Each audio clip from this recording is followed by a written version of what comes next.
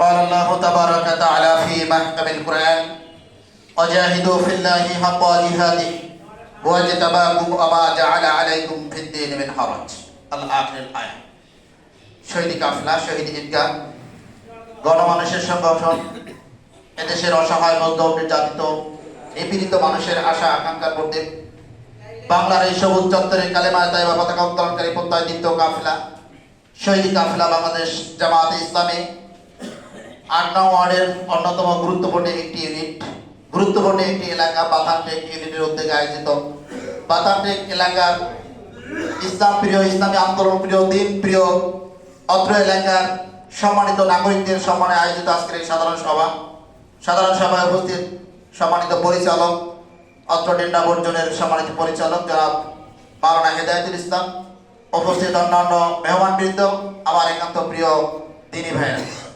মহান আল্লাহ পাক রব্বুল আলামিনের কাছে শুকরিয়া আদায় করছি যিনি আমাদেরকে মানুষ হিসেবে প্রেরণ করেছে। আমাদেরকে আল্লাহ পাক রব্বুল আলামিন মানুষ ছাড়া অন্য কোনো জাতিও সৃষ্টি করতে পারতেন কিনা?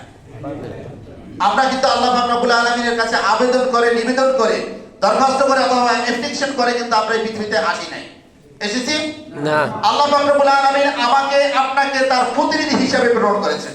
আল্লাহ পাক রব্বুল আলামিন বলেছেন ওয়া ইযা ক্বালা রাব্বুকা লিল মালাইকাতি ইন্নী জাইলুন ফিল আরদি খলিফা ক্বালু আতাজআলু ফিহা মান ইফসিদু ফিহা ওয়া ইসফিকু দিমা।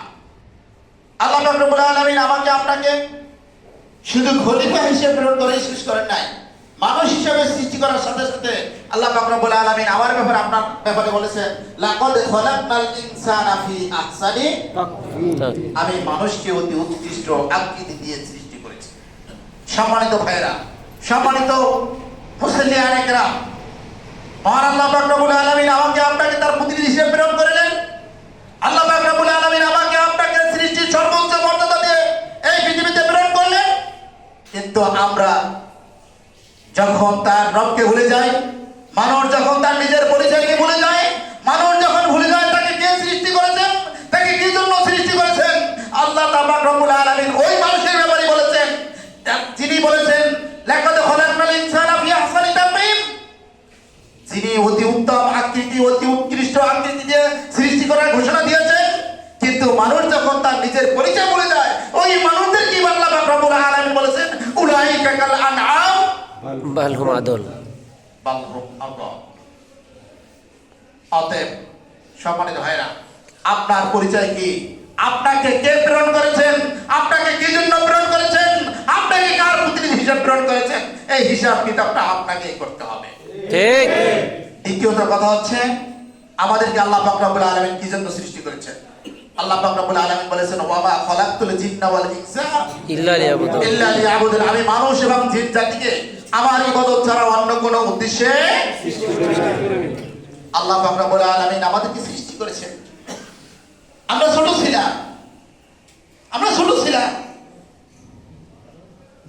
আমাদেরকে একেবারে ক্ষুদ্র থেকে সৃষ্টি করেছেন। এরপর আমরা বড় হয়েছি, যৌবনে পদার্পণ করেছি।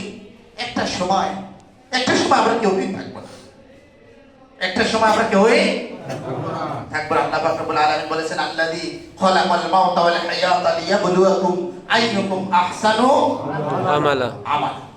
আল্লাহ পাক রব্বুল আলামিন জীবন এবং মৃত্যু এই দুইটা জিনিস এই জন্য সৃষ্টি করেছেন। আল্লাহ পাক রব্বুল আলামিন তোমাকে যে নির্দেশ দিয়ে, তোমাকে যে দায়িত্ব দিয়ে, তোমাকে যে কর্তব্য দিয়ে সৃষ্টি করেছেন, এইটার ক্ষেত্রে তুমি কতটুকু সেই কর্তব্য পালন করো।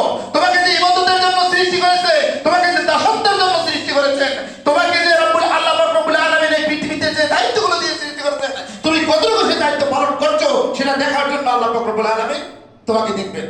আল্লাহ পাক রব্বুল আলামিন এই পৃথিবীতে নবী এবং রাসূলকে প্রেরণ করেছেন কেন? আমরা মনে করি সম্মানিত তাবলীগ জামাতের সম্মানিত মেহমান বলেছেন যে আমাদেরকে এই পৃথিবীতে আমাদেরকে ইবাদতের জন্য সৃষ্টি করেছেন। কি কি কারণে সৃষ্টি করেছেন সকল কিছু বলেছেন। আমরা মনে করি যে আমরা নামাজ পড়ি, আমরা রমজান মাসে রোজা রাখি, আমরা কোরআন তেলাওয়াত করি, তার মানে আমরা মুসলমান হয়ে গেলাম। কিন্তু আল্লাহ পাক রব্বুল আলামিন নবীকে কি শুধু নামাজ প্রতিষ্ঠার জন্য প্রেরণ করেছিলেন? আল্লাহ পাক রব্বুল আলামিন তার রাসূলকে শুধু রোজা প্রতিষ্ঠার জন্য প্রেরণ করেছিলেন? আল্লাহ পাক রব্বুল আলামিন বলেছেন হুয়াল্লাযী আরসালা রাসূলাহু বিল হুদা ওয়া দীনিল হক লিইয়ুযহিরাহু আলা দ্বীনি ওয়ালাউ কারিহাল মুশরিকুন।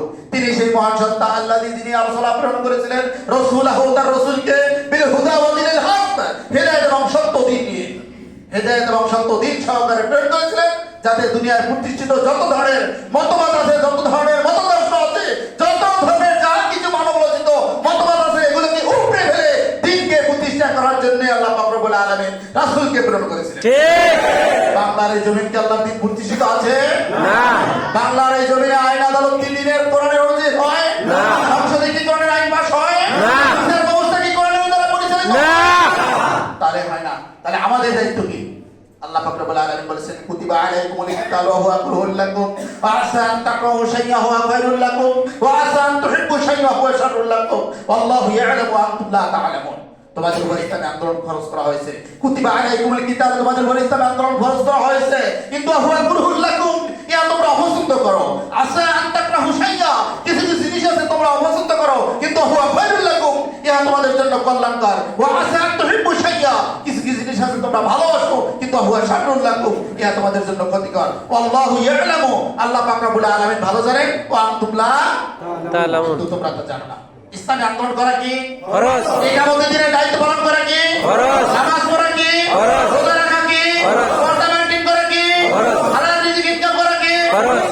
আমরা এগুলো সবগুলো জানি ফরজ, আমরা এগুলো সবগুলো কম বেশি করি, কিন্তু ইকামতের দিনের দায়িত্ব পালন করার ক্ষেত্রে, ইসলামী আন্দোলন করার ক্ষেত্রে আমরা একটু নিজেকে শামিল রাখতে চাই না, কারণ এখানে কিছু ঝুঁকি আছে, এখানে কিছু সমস্যা আছে। আমি যদি ইসলামী আন্দোলনের সাথে সম্পৃক্ত হয়ে যাই, আমার পরিবারে অশান্তি সৃষ্টি হয়ে যায়। আমি যদি ইসলামী আন্দোলনের সাথে সম্পৃক্ত হয়ে যাই, আমার এই ব্যবসা বাণিজ্য ঝুঁকির ভিতরে পড়ে যায়। আমি যদি ইসলামী আন্দোলনের সাথে সম্পৃক্ত হয়ে যাই, তাহলে আমার ঘর বাড়ি আক্রমণের একটা আশঙ্কা থেকে যায়। আমি যদি ইসলামী আন্দোলনের সাথে সম্পৃক্ত হয়ে যাই, আমার জেল জুলুম অনেক একটা ঝুঁকি আছে।